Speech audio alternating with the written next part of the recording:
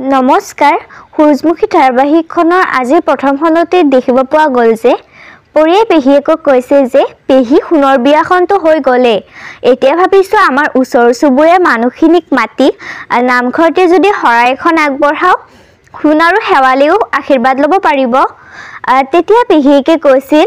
এ হ'ব কোনখন মুখেৰে মানুহক মাতিবি লাজ নালাগে জানো হে একো কৰিব নালাগে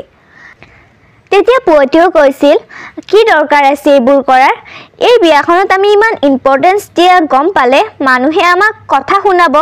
কব যে আমি ইচ্ছা কৰি এনেকৈ কইনা আনিছো তাকো খৰচ কমাবলৈ দ্বিতীয় খণ্ডত দেখিব পোৱা গ'ল যে